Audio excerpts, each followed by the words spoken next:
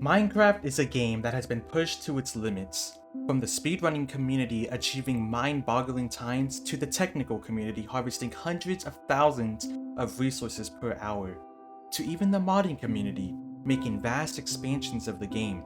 Some of the hardest things you could do in Minecraft is play RLcraft or obtain a netherite beacon, but today I'm going to tackle the hardest achievement ever: play Minecraft Bedrock Edition. Okay, jokes aside, Bedrock has some iffy mechanics and god-awful glitches, and before I get hate for bashing on Bedrock, plot twist, I grew up on it. Some of the earliest now privated videos I have ever made were on Bedrock Edition, where I used Share Factory to quote-unquote edit the video. Does that give me the right to complain? I don't know, it's up to you, but regardless, let's start this 100 days in hardcore Minecraft Bedrock Edition. I start off the world as any of you would, punching down some trees. This is my 0th day? Bedrock has a day counter, but it starts at 0. Well, screw it, boom, new day counter. This is my first day, but I'm no fool. I immediately found a cave to upgrade my gear. I also got assaulted by mobs, but nothing a little hiding can't fix. I found some diamonds, and I hope to get a total of 5, 3 for a pickaxe, and 2 for an enchanting table. The day passed as I was smelting some iron. On the second day, I got bold and attacked a large group of mobs. Needless to say, I will not be bold again.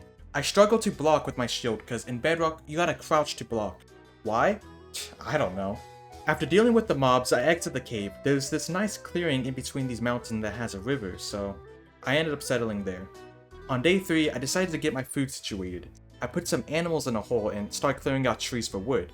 These mobs kindly asked me to light up my base. Day 4, it's time to make a house, an animal pen. I didn't really like the shape of the house, so instead the animals can live here. I lit up the world like nobody else and got some coal at the end of the day. For day 5, I want to explore this rich and bountiful world I inhabit. I travel down the river and find a village in a savanna biome. I'm just passing by, however. I continue to the jungle and find a jungle temple before remembering that I am no longer bold and turn tail to run home. The next day, I want to continue making my farm, and so I do. This farm is turning out to be massive. So massive, in fact, that I would work on it for the next 4 days, taking a break on the day 7 to go mining. On day 10, I finished the farm and got rid of a tiny little pathetic baby farm I had. All I had to do was put down the logs surrounding the farm and fill it with crops. Now it's time to make a house, and I spent the next couple of days making it. By a couple, I of course mean 16. This is because I was constantly replanting my crops and feeding my cows alongside building, so I'll go over a quick highlight of each day. Day 11, spent most of the day harvesting wood for my house. Later at night, I got bullied by mobs and was forced to hide in a hole on 1 heart. Day 12, began working on my patio and experimenting with different designs. It took time to get all the building block pallets I wanted to try, but it'll be worth it in the end. It didn't help that I would harvest crops the minute they were ready to harvest, but I wanted my farm up and running as soon as possible. Day 13, after getting the roof of the patio done, I experimented with different wooden designs to alleviate all of the green. I ended up settling on this, and I slept through the rain. It was pretty nice. Day 14, I began mining out an interior and made the front walls of the house. With stripped oak logs as a support base for the walls and stone bricks for the floors, the house gives a very older Minecraft feel. Day 15, I got some glass for windows and also separated the cows and sheep and expanded the cow farm. For the house, I began planning out on how the interior would look. On day 16, I continued to breed the cows and harvest my crops. Also, I decided to make an enchanting room directly open and accessible to the hallway. On day 17, I placed the enchantment table. I like how copper looks underneath the enchanting table, just, you know, a nice change of pace compared to the rest of the house. On day 18, I continued to work on my enchanting setup. It's important to note, however, that I have no clue what mental space I was when recording. Like, I'm walking side to side here, pausing for no reason, and at one point I even made a lectern when I don't have any use for it. I swear, I get better later on, but early game me was not locked in at all. On day 19, I wanted to get fortune on my pickaxe, but I never collected lapis, so back to the mine I go. I found a vein of lapis, and as I go up the water stream I entered from, a creeper decides to pull a FNAF 1 reference and jump scare me. Thankfully, I have 19 days of experience, or else I definitely would have panicked and not crouched to block. I end the day praying for RN Jesus to give me fortune. Yeah, I'm not surprised. On day 20, I spend the early day trying to get fortune, which I get after enough time. You know what this means, time to do some off-camera mining. On day 24, I got a full netherite beacon, maxed out armor. Okay, I'll stop the bit now. Here's all the ores I mined cut down to 5 seconds in 3, 2, 1, boom.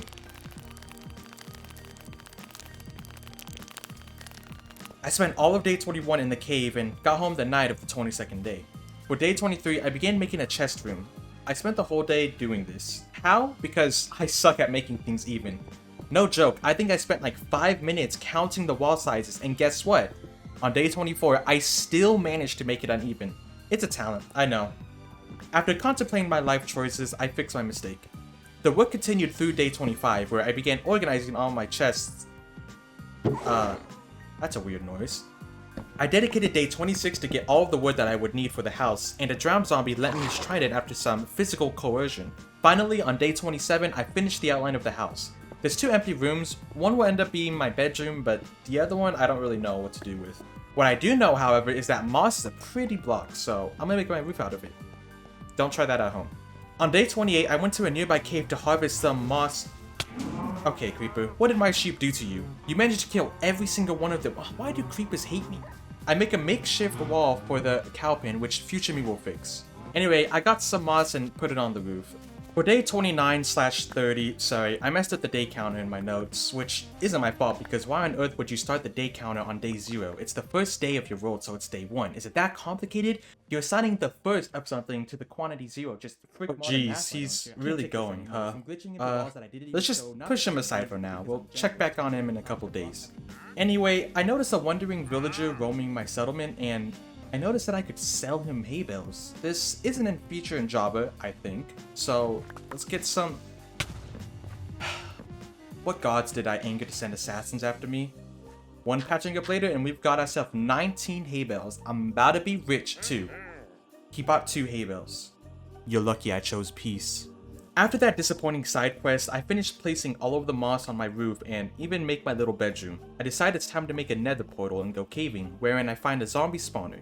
I write down the coords, but later on I find a much more convenient spawner, so this one just collects dust. While heading home, I noticed that my bow is strangely absent from my cowardful fingers. I have no clue where or when I dropped it, but I checked the footage and apparently I just straight up threw it on the ground earlier. Now some of you may think I'm stupid. Anyway, so I went to sleep. Day 31, so just like how I deal with boss, I immediately replaced my bow with an inferior copy. I also made a nether portal which I entered, not before arming myself to the teeth however. You know what I didn't have? Drip. You know who noticed that? Piglins. Through the cultural differences we had, I made a bunker and started exploring, politely asking for the piglins' clothes to mask myself. The nether is no haven, however, and I find myself overwhelmed with its forces after exploring for a solid 10 minutes. Is that a fortress? Just caved into the wall, I guess? Hey, I'll take it. Alright, let's see if you know me by now. Will I A. Face my fears and conquer the fortress, laying claim to its spoils and acquiring all of the blaze rods I need? Or B. Consider this a job well done and run home without looking back? Yeah, bravery, yeah. On day 32, I went to visit that village I found like 30 days ago. It's a pretty nice place. I think I'll just pull a Luke the Notable and build walls around it, or maybe even transport some villagers home. I borrowed a villager's bed for the night and he opted to gain insomnia rather than sleep with me. Your loss, I guess. While scouring the village grounds on day 33, I found a zombie spawner just chilling. Just literally chilling in the wall. Like, I've never seen this before. Well, good thing I found this early, or else this village would have been infested. I boxed it off and decided to build the walls. And it's going to be the greatest wall you have ever seen. Nobody builds walls better than me. Alright, well, the walls aren't looking pretty, but they sure are keeping out the mobs, so it ain't all bad. I spent the next 2 days getting cobblestone and placing it, and finally finished on day 35. I spent that night lighting up the village, making sure it was fully mob-proof. Wait, are we forgetting something?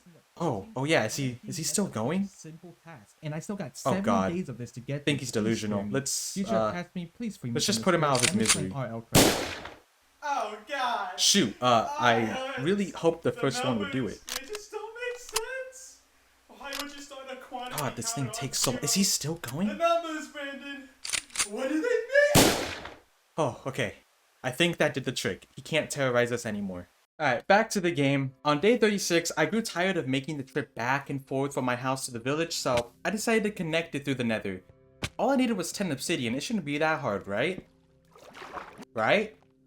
So, I spent the whole day finding singular lava flows and turning them into obsidian. Would it have been faster to run home, go to the nether, and get the lava that way? Probably, but sun caused fallacy is a demonic force which encouraged me to choose my most painful path possible. But it's all okay. On day 37, I finally had enough to make the portal. Now, all I gotta do is go through and... well, that's bad. Somehow my portal that's over 400 blocks away linked up with the village one. That means I gotta get 10 more obsidian and correct it in the nether. But at least I am in the nether anyway, so the lava was easy to get, right? You fool. You think I'm smart enough to see the obvious answer to my problem? Wrong. I went caving again for lava. It wasn't that bad though. I just went back to the place I gathered it back on day 30. On day 38, I traveled back to the village and, well, let me just show you what happened. Why can I not find my portal? Am I just stunned? Oh, here it is. Okay, I am stunned. After stumbling around the village for an embarrassing amount of time, I wrote down the chords and divided them by 8 for the nether chords. I went through and got reminded of my lack of proper attire, so 1 gold boots later and it's night, I guess? Day 39, I was determined to make this portal. I entered, took 1 look where the chords needed to be built, and immediately cowered out and built a portal closer to safety, which, of course, did not link up correctly. Now, this is truly a conundrum we have. On one hand, my apparent lack of bravery skills tells me that this is not worth it. And on the other hand, sunk cost fallacy is whispering sweet messages in my ear, such as, think of all that time getting obsidian. It'll all be for naught. So, here's some live commentary of me suffering through these mental states. Well, this might suck. I gotta be more that way, and a lot more that way. Okay, I still have to be more that way. Okay, actually, instead I'm going to travel this way. I hate this. I hate this. I wish things could not spawn like 5 feet in front of me. God, that's probably, so far, that has been the most annoying aspect of Bedrock. What just hit me? Okay. Okay, this is pretty good coordinate, right? Wise. Please just work. That's all I ask. Please just work. So I made the portal, but as you just saw, the journey was horrendous. I decided to break character and actually be brave for once. I began to bridge. Was I scared? Yes. Would I go into a depressive state if that one time I decided to be brave in my hardcore series would be my last? No. I would get depressed because this would be 10 hours down the journey. I made the simple pathway, but it needs to be a tunnel before my nerves can settle. On day 40 and 41, the bridge was my only goal in mind. The end looked dire as I ran out of arrows and Gas decided to perform OSHA inspections on my cobblestone. But nothing a little bribery can't fix. And just like that, it was done. The bridge that stood, while not having outer beauty, was symbolic of my character growth and the journey I took to overcome my cowardice. With that being said, I didn't do anything else for the rest of the day because my nerves were on fire. My timbers were shivered. My tail was rattled. Never mind. At the start of day 42, I made myself 3 fletching tables, 3 composters, and 1 lectern. Yes, instead of using the lectern I accidentally made earlier, I went through the process of making another lectern and only realized my mistake after. I set up a cobblestone box around the village and you know what time it is? You hear that time-lapse music building up? It's mending cycling time! Oh. I got it after like 4 rolls. I ran home and gathered all the paper I could to trade with this magnificent creature, after getting a good night's rest, of course. I grew so attached to the villager for no monetary reason at all that I decided to vacation him back to my home. Earlier in the 100 days, I didn't want to do this, but this village is so vertical that the pathing is really bad and I figured my patience wouldn't span the 60-ish days I had left. And I would end up doing something that I would claim to regret, so time to do something else that I claim on Twitter to regret. I encouraged the villager and another one to visit my nether bridge. Was it bad? Of course. I made the foolish mistake of relying on their AI to traverse the stairway, which took forever. I spent all of day 44 and the majority of day 45 getting them through the tunnel. I must confess, at one point I just started punching them so that they would move. Once I was done, I broke the portal in my house to avoid any villager tomfoolery and slept from genuine exhaustion. On day 46, I went out to gather wool for my 2 new roommates. This ignited my passion of exploration, conquest fueled by monetary motivation. Let me break it down. Mending need emeralds, emeralds sold for stuff, some stuff hard like diamond. Not literally diamond brittle, but acquisition difficult. What's not difficult? Sticks. Sticks from wood, so need plenty wood. Spruce tree give plenty wood. Yeah, that's right, we're gonna trade sticks for emeralds, so time to find spruce. Also because it's my favorite type of wood, but mainly for money. On day 47, I began my great conquest, traveling west and running across another village. Super close to my house. Nope, I'm not gonna consider the dark ages of my time in this world worthless. Moving on. I also found dark oak and pale wood, and finally on day 49, I found spruce. I traveled home and spent the rest of the day cutting down trees for emeralds. On day 50, I decided to farm my brethren at the village and finish up the farm on day 51, where I sat in a box and watched YouTube while zombies piled up. I in fact did this for the next 3 days to fully enchant my armor. Now that I've become properly OP, I decided it's time to get some blaze rods. The looting 3 sword I have made this trivial, only taking the remainder of day 55 and some of day 56. For the rest of 56, I just cut down some more trees. On day 57, I put mending on my pickaxe and of course watched YouTube in the box again. I didn't even fully repair it, but that'll come naturally when I mine ores. All I needed it for was clearing out my basement, which started on day 58. I decided the village were a tad bit too overcrowded, so they could move in here. The Pale Garden update brought one block that I really like, pale moss. But I made a discovery today. Strict pale wood looks beautiful, so that became my wall design. I tried to get pale moss, but I didn't have a block of it and it didn't spread from the carpet, so I just gave up on that idea. Instead, I settled on this design where I finished on day 61. Now it's time to create the illusion of a comfortable living by giving them all the food they could possibly need, and luck for me, I've been growing carrots. There's 2 niche Minecraft mechanics I utilize to maximize my profits. 1, crops grow significantly faster if the block diagonal to them isn't the same crop. And 2, carrots are multi-crops, meaning they can drop more than one product when harvested. Fortune affects this, and these 2 facts come together to create the opposite of a famine in my base. On day 62, I donated my carrots to the villagers and also had to break my barrels because they were locking the drops on them. Oh well, I'll just replace them with chests. On day 63, I started spleefing the villagers into the new home and spent the next 5 days cycling the trades. Why am I investing so much time into the villagers? Because of my good old trait, you see, I'm terrified of the end. Not even necessarily because of the Ender Dragon, but the Enderman. In Bedrock, if you so much as glimpse at the vibrant purple eyes, they will kindly ask you to not do that. And in the end, where I gotta be looking around for the dragon and end crystals, there's a decent chance that I'm gonna look at some of them. So I will be as safe as possible and get full enchant on everything before I tackle the end. Will this trivialize the dragon? Maybe, but my motto is better safe than sorry. On day 69, I did nothing. No particular reason why, I just chilled in my home all day. Day 70 began with some serious self-inspection and reflection. I've been here for so long and all I have to my name is this house. I wanted to make this place feel like a proper home I'd live in, so time to start decorating. And I forgot to record, so yeah, sorry about that. I started working on beautifying the natural waterfall near my home and thankfully remembered to record once it was basically done, so I guess not thankfully. But anyway, I finished making the river on day 71 and also made 2 little bridges over it. On day 72, I continued the bridge marathon I started and began making a bridge over the proper river I based around, and I finished around day 73. Day 74, I spent making this campfire area, which took me way more time than I'd like to admit. However, tragedy struck that night, and I left the front door open. Zombies swarmed my villages, and I arrived just in time before the infection got out of hand, but unfortunately, 2 of my villagers met their end. I also accidentally hit one of them with my sword, but luckily he didn't die from it. I immediately rectified my mistake by covering the makeshift staircase with trapdoors and oh, my door is missing. Oh, yeah, I forgot. Zombies can break doors in hard mode. Well, I guess it wasn't fully my fault. Still mostly was though. For the rest of day 75, I began working on a project across the river which spanned through day 78.